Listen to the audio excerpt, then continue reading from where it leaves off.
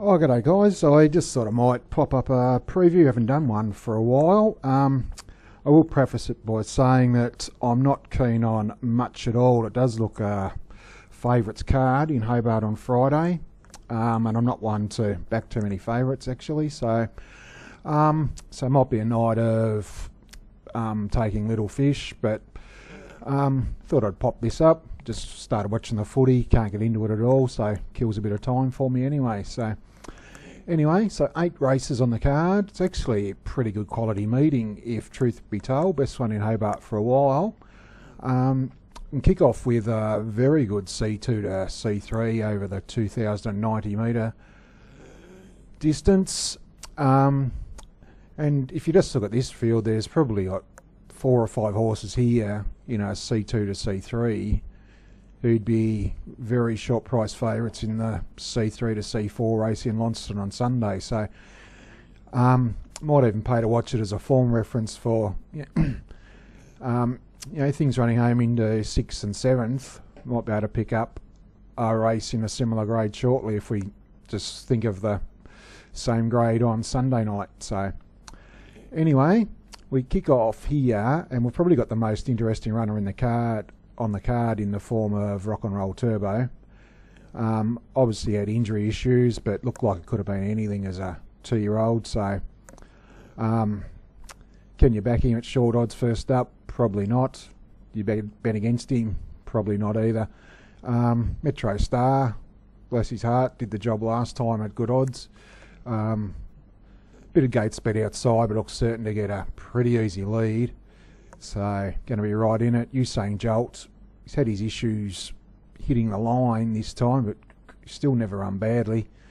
And you've got horses like our Persis has had no luck at all, but draws to get a gun run here. Inner Light's going very well, much tougher here than last time. And Zukov Lee's, so as I mentioned, good form race. Rock and Roll Turbo's the one, but I've actually got bet 365 odds up here. If we just have a look here, what have we got? It's a bit short, 185. You couldn't take 375. Actually, probably the one you'd throw a few coins on is our Persis a Drum at 550. But it's definitely, but still hard to see it beating the other 3 home, to be honest. Actually, if you look at that, if you backed Usain Jolt 1/2, it should be a bet to nothing, to be honest, but typical of the card, there's not much value there at all. The second is for the C4 to C6s over the 2,090 metre trip again. And to be honest, the C4 to 6 races have been better. They've actually rated better than our free-for-alls for about the past 6 or 8 weeks. If you just have a look here, Jack's telling off the top of my head, either of them would be favourite for the free-for-all later on. So that's where we're at, and one of the two should be winning. Dasher Hooley's clear third pick. And the one thing here is, like Jack's tell off, we're just going to have a look at the replay of its last win, like highly promising horse, super tough. Second row draws no real issue. Actually beat off the top of my head. That's the 5 off the front line with the 2.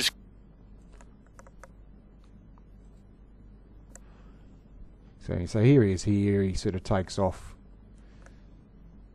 and goes to the death seat. Oops. And one thing we'll just point out here is, watch the last lap. So, and here's what I mean about these C4 to C6 races.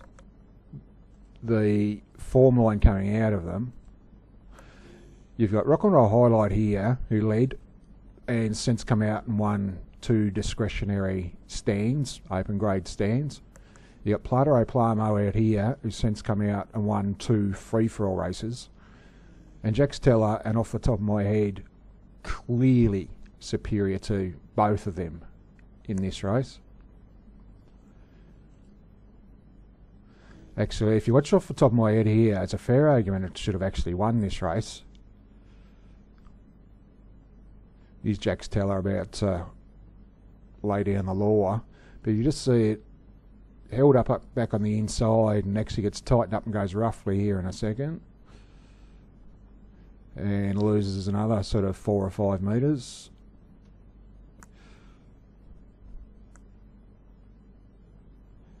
And if we just keep watching him savage the line, so he only gets out now. And Jack's Teller goes for home. And you said, what? Here's the horses. And these two horses here have won the last 4 free-for-all races in the state. You know, I got canned a bit last week for saying our free-for-all form's rubbish, but there's our best free-for-allers at the moment. Running 3rd and 4th behind a couple of lower assessed horses. Yeah, but based on that, as you said, like, there shouldn't be too much between them here, and the one horse in this race that might make it interesting is Dasher Hooley, who would also back to win the free-for-all on Friday night. You'd imagine he's probably going to be first one in the death, and he wouldn't be handing it up, so if Jack's Teller comes early, it might just set it up for a sit sprinter.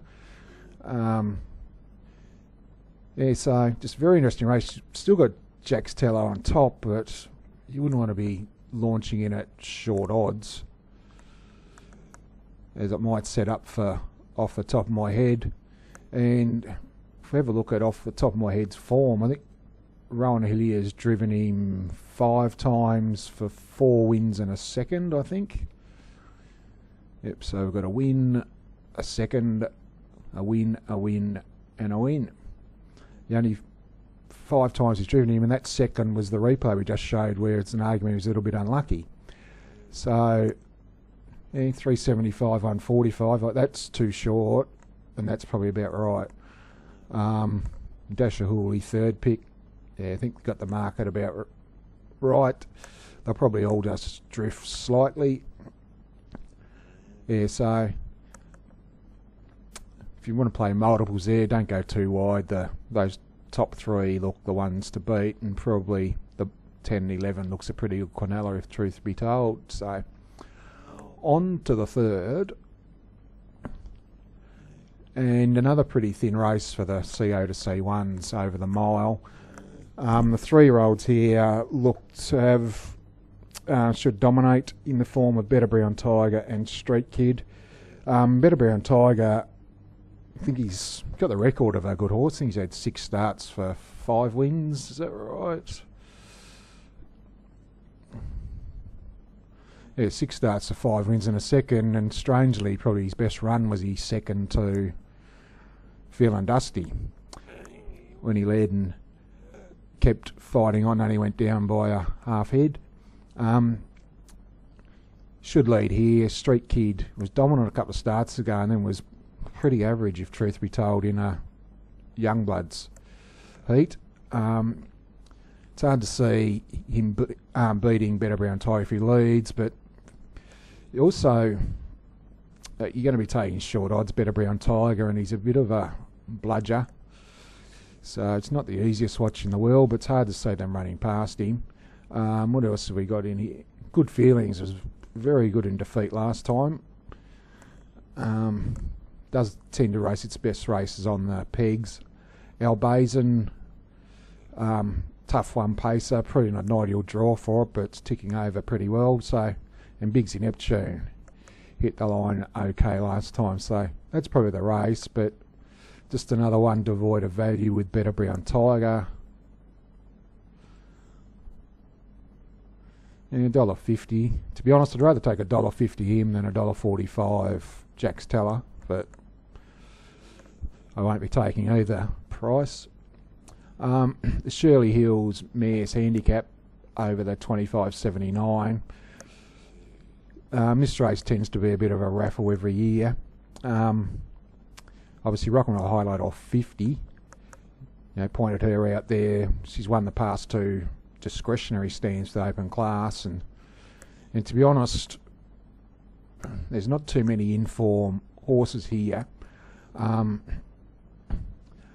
Ginger Rogers and Mavis Merle were to proven over the trip and from the tapes. So you imagine they're both going to run well. Like Ginger Rogers, if I'm forced to pick one, I'd probably opt for her, as she's super honest. Just have a look at her figure form. Like, she's off 20, she generally begins okay, but if we just have a look at her overall record, like, you have a look there, you see, like, she's probably only ran worse than fourth about, 6 times in the past 30 runs or so. So, super honest, run the trip. If you want to back a bolter, as Modern Chick here got caught back in traffic behind a couple of tied ones there last time. And look, she's been chasing home the likes of, off the top of my head, drifting away in C4 to 5 and C3 to 5 races, and gets in pretty well here. Obviously, she's dropped a grade and gets in off 10 metres. She'll run the trip. You're going to get odds. What price is she? Modern Chick, $26, $6.50. Yeah, no, it'd be a couple of bucks there. LJ's Mystery's got to be a bit of a query from the stand, but right in the mix. And Ginger Rogers, $5. They'd probably have. I haven't actually priced the race, but I'd have Ginger Rogers a slight favourite. It'd be similar to here. It'd be sort of $5 the field. So, raffle. Probably small win bet I'm a Ginger Rogers and something each way Modern Chick, just for an interest. In the 5th, the Evicus final for the fillies and dead set 2-horse race here, Spoilt Sport and Enterprising Millie. The one thing here that we need to take into account, actually I think I've got the sectionals up here from the actual race, which I do. So we can see here that Enterprising Millie ran the quickest last half by about a second. She ran home there in 57.6, and Spoilt Sports run home 57.7. Oh, 58.7, sorry. Can't even add up. So there's about sort of like 15 metres difference there. And the one thing, if we ever look at the replay, actually, excuse me, I've got it queued up here, and this is the steward's vision.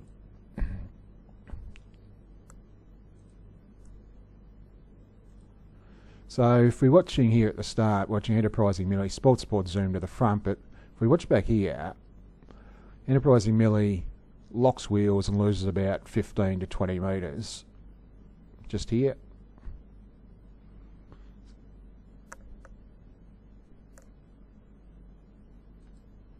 So if we pause it there, she was on the back of that horse.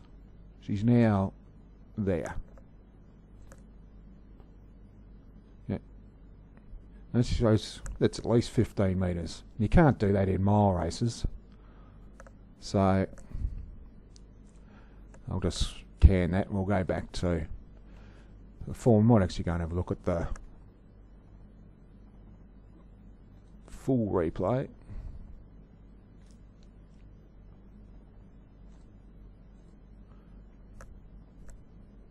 So she ran 4th. During dispatch now. Not. Yeah, if you watch it from side on, you don't really notice it. So here she is here.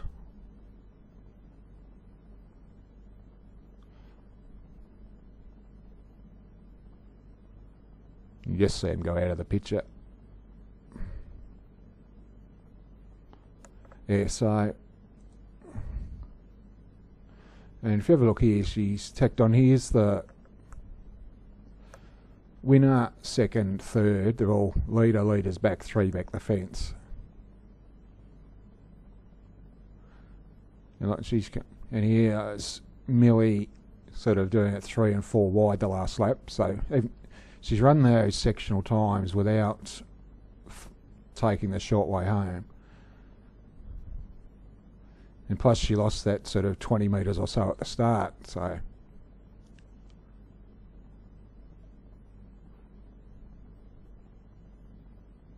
You know, so the effort's sort of told a bit, as I mentioned, but she's still running the time the last lap. Interesting thing, I'm not sure if the leader's knocked off or whether it's all out. So it comes down to price. There's not going to be too much value in either of them. Sport will definitely look the winner at the 400, but look, $2.30, Enterprising Millie, I think, probably have her favourite. Probably a good play for Betfair players. Like Sport, you could probably look at laying in the run, because it'll probably look home at the 400. And Enterprising Millie will definitely be the first one off the bit, but if she's within 3 metres on the turn, I think she'll dig deep and be too strong late. So happy to back her. I must admit, launching in at that type of price isn't my cup of tea. UBet did bet $4.10, which unfortunately I was at the doctor's surgery at the time. So, I will say when I found out afterwards, when I got out, I felt sick before I went to the doctor when I missed that price. But so happy to back her on a night with not too much value. I'll probably make her the best bet on the card. And if you're playing exotics, I think it's pretty clear. You've got Wonder Woman, Blossom Grant, Better Be Sweet as the probably only third and fourth hopes. So happy to back Enterprising Millie. In the sixth for the Brighton Cup, as I mentioned, their free-for-all form's pretty average, and there hasn't been much between them. And this race probably depends a lot on what Remember Joe does early. Definitely going to be first to the pegs.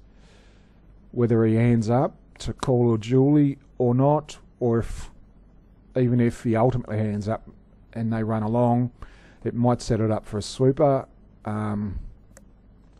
See if we have a quick look. Actually, the other thing I'll point out as well is, just as punters, Enterprising Millie, there's no mention whatsoever of that locking wheels. Pre-race blood test, 1 out, 3 back at Bell. Now, come on, if participants don't do their job properly, they get fined and that type of thing. It's, that's just, a horse loses 20 metres who's favourite for a feature race. You've got to include that type of stuff. And that's, if you think of it logically, that's probably half the reason why UBet put up $4.10. They've probably just worked off that. They wouldn't have gone through all the replays and stewards' vision, etc. So, it's just not good enough, to be honest. But anyway, we'll go to race 6. And if we just have a look at the last race here, like on Barney Rubble, it's gone okay. He's past couple for the Hadley camp. $10. So this is all behind Harjeet and Plato Playmo, who we pointed out Plato Playmo ran third in that race, Jack's Teller race.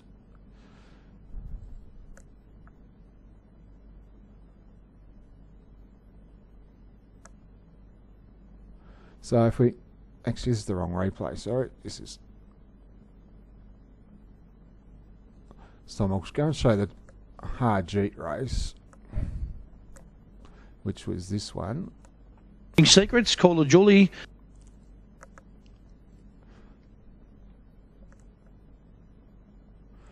Yeah, no, it wasn't the prettiest. Any feel for anybody back to Harjeet this night, it wasn't the best of Barry Rattray's drives. But anyway, if we just go to the finish, we've got, this is Plato Playmo out here, but we've got No Spring Secrets, the widest horse, Barney Rubble. Inside him, here's Remember Joe, and here's Caller Julie.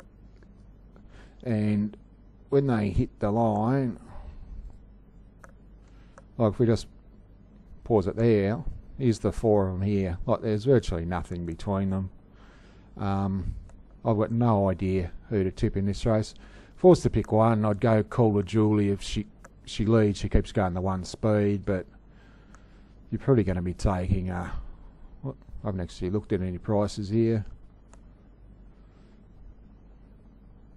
Like 12 months ago, you'd rob a bank and take $2.60 No Spring Secrets from this draw, but actually, to be honest, I wouldn't be too surprised if anything happened here. I might have little bets on Chirac and Modern Ruler at double figure odds. I said, like, there's not going to be more than about 6 metres covering the lot of them when they cross the line, in my opinion. So just back a couple of double figure odds, very small for an interest. The 7th is the Dandy Patch final for the 2-year-old boys.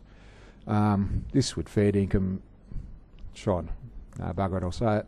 This would be the worst $40,000 race ever run in Australia. These are terrible. Apologise if I've offended somebody's pride and joy, but I think we're paying the price now for all the 2-year-old races being deleted over the past 5 or 6 years, and people just don't breed horses anymore in the state. So we kept deleting 2-year-old races and replaced them with 3rd divisions of C1 scrubbers, and this is what we're left with. So short-sightedness of administrators, but Resurgent Storm surely just wins. Better than Feta. You'd think it'd run second. So I'm not going to spend any more time on that. And the last is probably, in addition to the races 1, 2 and 8 are actually very good races and will be good form races on the card. You've got Ella Felipe, always shown glimpses of ability. First up for Rowan Hadley, did trial pretty well. She's going to say she's Riley Mack. She's a better Mac. It will be odds on in a race on Sunday night, so probably give you an idea there. If he runs well, she's the world's living certainty on Sunday. It's in a far weaker race. And he's got the gate speed to lead as well. Believing Forever. Had my biggest bet in a long time at him the other day when he got the cash. I'm just, big query on the stablemate, and both the Rattray fillies, there's nothing between them. I've had Carpent Coverleys in my black book for a couple of starts. Ran well in the 4th in the bandbox final death seating in quick time, boxed on well, and then hit the line very well last week behind Believing Forever last start. Problem is, as I said, there's never much between these two. Tough race. They probably have more the place than, something like 1x3 Carpent Coverleys. I do think one of the Rowan Hadley stablemates will win in Ala Felipe Believing Forever. Just struggling to, at the likely prices, what have we got?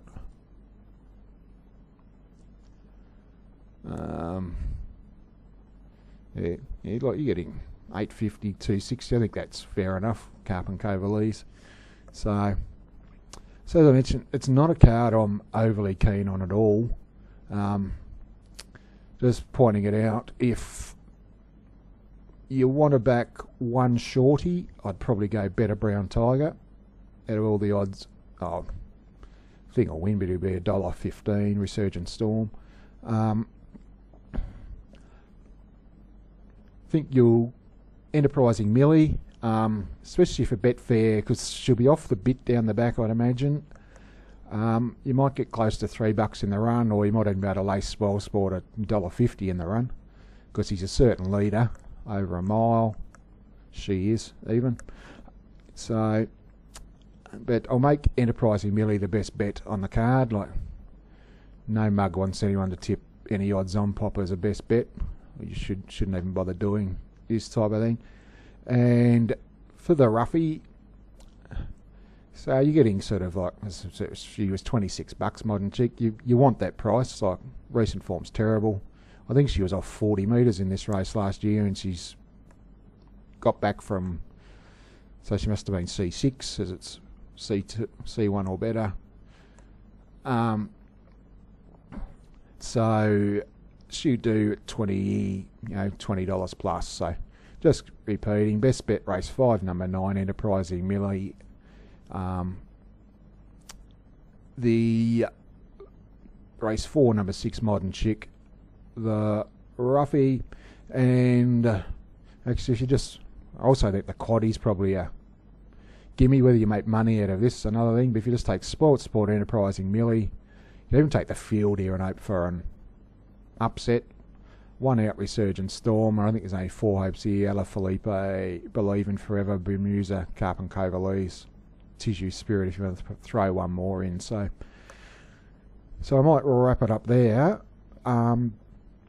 So there's a meeting on Sunday. So as I mentioned, I'm virtually, we usually want to do these things. I like to sort of be outside the square a little bit and point things out that non-video watchers probably don't see, but I think it's a meeting for the favourites, so there's not much to see here, but it's managed to kill a bit of time for me. Hope I haven't bored you to death, so hopefully next one I'll be able to come up with something at a little bit of value. But anyway, guys, I'll wrap it up there, and I'll try and do a few more of these, as a few people tend to not mind the format. But anyway, leave it there, and thanks again.